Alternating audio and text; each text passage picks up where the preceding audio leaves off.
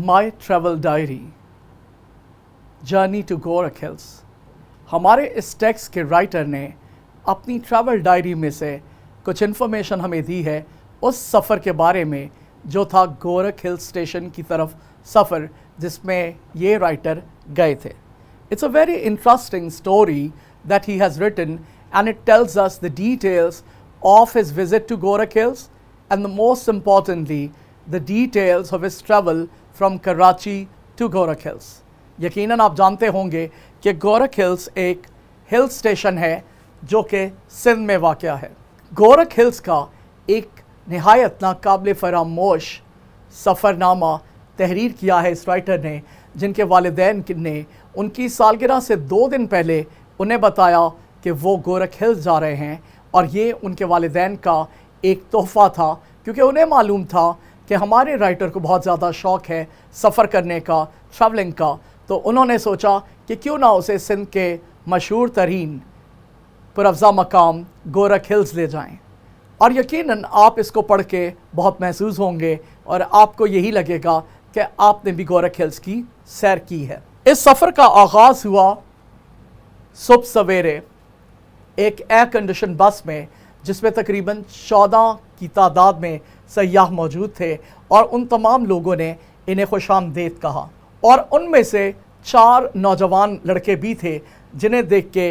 हमारे राइटर को ये एहसास हुआ कि यकीनन ये बहुत ही ज़बरदस्त किस्म का सफ़र उनका होने जा रहा है। लिहाजा उन्होंने एक ऐसी सीट का इंतखाब किया जो कि बस की खिड़की के करीब थी ताकि वो बाहर के नज़ारे भी कर सकें। और उनका ये ऐसा सफ़र जिसका उन्हें शिद्दत से इंतज़ार था वो कराची से शुरू हुआ।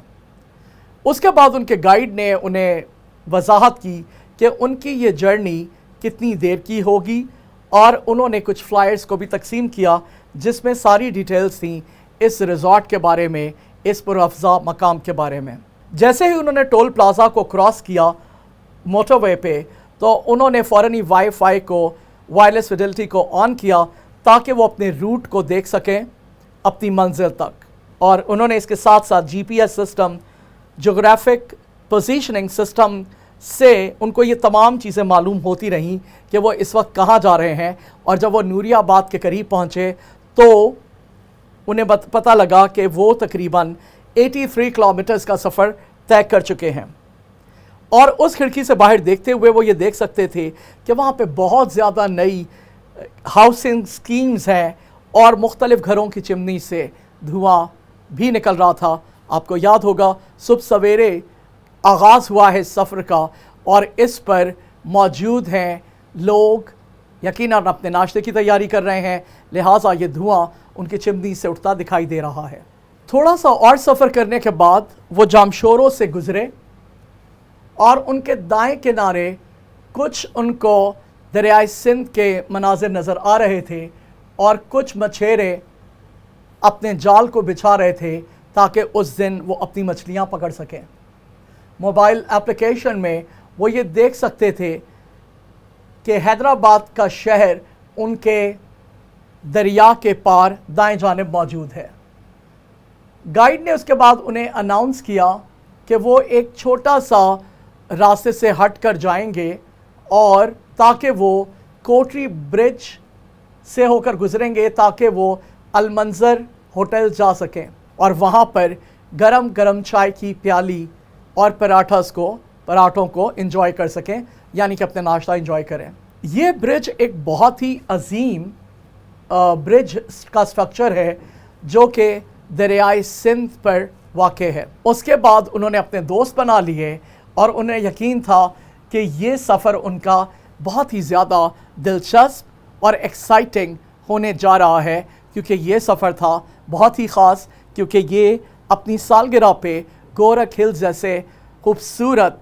सेहत अफ़ज़ा मकाम पर जा रहे थे। उसके बाद उन्होंने अपनी बकिया सफ़र के लिए इंडस हाईवे का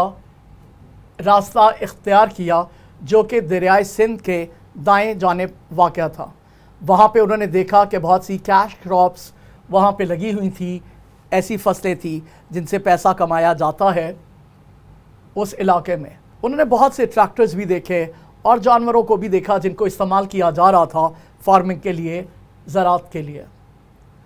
اور اس کے بعد ان کا سفر بس کا ناہموار ہوا، جس سے انہیں پتہ لگ گیا کہ وہ جلد ہی سیون میں پہنچنے والے ہیں، جہاں پر یہ کچھ دیر کے لیے اپنے سفر کو روکیں گے تاکہ لال شہباز قلندر کے مزار پر حاضری دے سکیں۔ یہ سفر ناقابل فراموش تجربہ تھا، کیونکہ ہر قسم کے لوگ اس مزار پر موجود تھے اور وہ اب ان کو عزت دے رہے تھے۔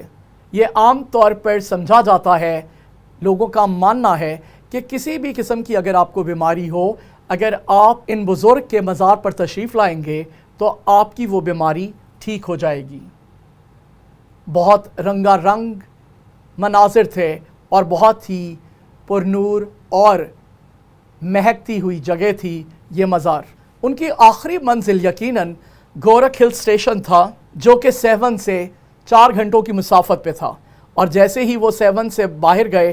تو انہیں دوپہر کا کھانا دیا گیا، جو کہ نہایت عمدہ لنچ باکسز میں پیک تھا، اور بس میں ہی انہیں یہ لنچ دیا گیا۔ اور اس لنچ میں اور اس دوپہر کے کھانے میں مسالے دار مچھلی تھی، جسے مانچر لیک سے پکڑا گیا تھا، جو کہ سیون کے قریب ہی ہے، اور اس کے ساتھ انہوں نے گنے کا جوس پیا، جو کہ انہیں ڈسپوزیبل گلاسز میں دیا گیا تھا، اور ان کے جو ٹور آپریٹر تھے انہوں نے یہ لنچ سیون سے ہی اس لنچ کا بندوبست کیا تھا۔ اس کے ساتھ ہی ان کے ڈرائیور نے اور گائیڈ نے انہیں خبردار کیا کہ اب جتنا آرام دہ سفر وہ کر چکے تھے وہ ختم ہو چکا تھا، اور اب ان کا سفر ناہموار راستوں سے گزر کے یقیناً ناہموار ہونا تھا۔ گورکھ ہلز کے نیچے ہی انہیں ایک جیپ میں بھیج دیا گیا، کیونکہ گورکھ ہلز بہت ہی سٹیپ پر ڈھلان پر سفر جاری رکھنا تھا، جو کہ بس میں ناممکن تھا، اور اس کے بعد ایک 4 کلومیٹر کی زگ زیگ یعنی کہ بل کھاتی سڑک تھی، جہاں سے انہوں نے گزرنا تھا اس جیپ میں سوار ہو کر۔ لیکن وہ تمام لوگ چونکہ معلوم تھا انہیں، لہٰذا وہ اس کے لیے تیار تھے،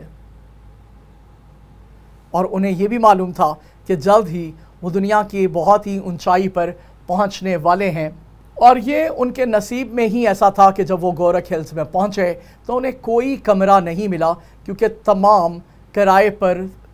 دیے جا چکے تھے، لہٰذا انہیں ایک ٹینٹ میں ہی رات گزارنی پڑی، اور اس طرح سے وہ اپنی منزل مقصود گورکھ ہلز میں رات کے وقت پہنچ گئے۔ اور اب ہم دیکھیں گے کہ باقی گورکھ ہلز میں پہنچنے کے بعد انہوں نے اس میں قیام میں کیا کیا۔ ایک ہلکے رات کے کھانے کے بعد جب وہ اپنے ٹینٹ سے باہر نکلے، اپنے ہاتھ میں چائے کا ایک کپ لیے، تو انہوں نے اپنے آپ کو ستاروں کی جھرمٹ کے نیچے پایا۔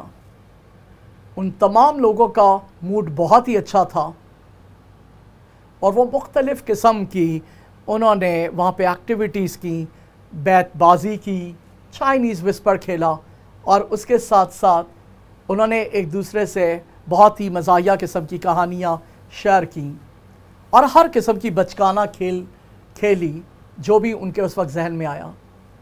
اور وہاں پر انہوں نے آگ بھی جلا رکھی تھی، کیونکہ وہاں پہ بہت زیادہ ٹھنڈ تھی۔ دوستوں کے ساتھ اور اس آگ کی گرمائش میں انہوں نے بہت ہی اچھا وقت گزارا۔ جب اگلی صبح سویرے وہ اٹھے تو انہیں معلوم نہیں تھا کہ جو کچھ وہ انجوائے کر چکے ہیں وہ تو کچھ بھی نہیں تھا، اب تو ان کا بیسٹ پارٹ اس سفر کا اور اس قیام کا ابھی آنے والا تھا، کیونکہ یہ تھا صبح سویرے کا ٹائم اس پرافضا مقام میں۔ انہوں نے خوبصورت نظارہ دیکھا سورج کے طلوع ہونے کا، اور ایسا محسوس ہوا جیسے شاید وہ کسی مصور کی بنائی گئی شاہکار تصویر کو دیکھ رہے ہیں، جس میں عکس بندی کی گئی ہے سورج کے طلوع ہونے کے منظر کی۔ یہ نظارہ بہت ہی خوبصورت تھا کہ وہ بادلوں کو اپنے گرد تیرتا دیکھ سکتے تھے، انہیں چھو سکتے تھے، اور اس کے ساتھ ساتھ اور بہت زیادہ خوشبو بھی وہاں پہ تھی، اور انہوں نے ارد گرد دیکھا تو کچھ انہیں ایسے مویشی بھی نظر آئے جن کی آوازیں وہ سن سکتے تھے، جبکہ وہ اور مویشیوں کی انہیں آواز بھی سنائی دے رہی تھی جو کہ چر بھی رہے تھے وہیں پر۔ اور ان تمام چیزوں کے بعد اس خوبصورتی کے ساتھ ساتھ یہ بہت ہی پرکیف نظارہ تھا کہ وہ تیرتے ہوئے بادلوں کو دیکھ سکتے تھے اور چھو سکتے تھے۔ اس کے ساتھ ساتھ اس جگہ پہ انہیں بہت زیادہ خوشبو بھی آ رہی تھی مختلف قسم کے ہربس کی، اور جب وہ اس خوبصورت نظاروں میں کھوئے ہوئے تھے تو اچانک ایک بہت ہی خوبصورت آواز لوگوں کی سنائی دی جو کہ انہیں ان کی سالگرہ پر مبارک دے رہے تھے، ہیپی برتھ ڈے کہہ رہے تھے۔ اور جیسے ہی انہوں نے مڑ کے دیکھا تو انہیں اپنے والدین اور دوست نظر آئے جنہوں نے ایک بڑا سا کیک اٹھا رکھا تھا جس میں کچھ کینڈلز بھی موجود تھیں، موم بتیاں بھی تھیں، اور بہت منظم طریقے سے پوری پلاننگ کی گئی تھی۔ ایک بہت ہی خوبصورت چٹائی بھی وہاں پہ بچھائی جا چکی تھی اور وہاں پر کیک کٹنگ کی گئی، اور اس سے ان کے والدین کی محبت میں مزید اضافہ ہوا ان تمام انتظامات کو دیکھ کر۔ کیک کٹنگ کے بعد انہوں نے حلوہ پوری کھائی، ان تمام لوگوں کے لیے موجود تھی۔ بہرحال سب سے بہتر چیز یہ تھی کہ یہ شروع سے لے کر اینڈ تک ایک بہت ہی بہترین قسم کا منصوبہ تھا ان کی سالگرہ کا۔ اپنے ناشتے کے بعد انہوں نے اپنا سامان سمیٹا۔ بہرحال ہر اچھی چیز اپنے اختتام کو پہنچتی ہے، لہٰذا ناشتہ کرنے کے بعد ان لوگوں نے اپنا سامان سمیٹا اور تیار ہو گئے کہ اس خوبصورت نظاروں سے بھرپور جگہ کو خداحافظ کہنے کے لیے۔ انہوں نے اپنے واپسی کے سفر میں ایک کچھ الگ راستہ اختیار کیا جو کہ جس راستے سے وہ کراچی سے گئے تھے گورک ہلز میں اس سے کچھ مختلف تھا۔ اس کے بعد ان کے گائیڈ نے اناؤنس کیا کہ اب وہ اپنے سفر کو جاری کرتے ہوئے اس دریائے سندھ کو عبور کریں گے اور اس کے دوسرے کنارے سے اپنے سفر کو جاری رکھیں گے۔ اور اب انہوں نے جب اپنے ارد گرد دیکھا تو انہیں نظر آیا کہ یہ علاقہ زیادہ سرسبز تھا۔ اس کے بعد وہ رکے کچھ دیر کے لیے کیونکہ روڈ سائڈ پہ کچھ ٹھیلے اور کچھ ایسی چیزیں تھیں جہاں سے کہ وہ تحائف خرید سکتے تھے، اور اس کے ساتھ ساتھ مٹیاری کے تاریخی شہر کو بھی کی جھلکیاں بھی دیکھ سکتے تھے جو تو کہ کچھ ہی فاصلے پر موجود تھا۔ اس سے پہلے گائیڈ نے یہ اناؤنس کیا تھا کہ وہ بھٹ شاہ کے قریب سے گزریں گے جہاں پہ دنیا کے عظیم ترین شاعر حضرت شاہ عبداللطیف بھٹائی رحمۃ اللہ علیہ کا مزار ہے، اور آخر کار حیدرآباد کے شہر سے ہوتے ہوئے وہ موٹر وے پہ آ گئے جہاں سے سفر کرتے ہوئے وہ کراچی میں پہنچے۔ یہ جرنی، یہ سفر ایک تحفہ تھا ان کے دوستوں کی طرف سے، اور اس میں انہیں بہت زیادہ تفریح ملی، بہت زیادہ مزہ آیا۔ مکمل طور پر یہ ایک ایسا تجربہ تھا جو کہ زندگی میں شاید انسان ایک بار ہی کر سکتا ہے۔ ابن بطوطہ کتنے صحیح تھے جب انہوں نے یہ فرمایا تھا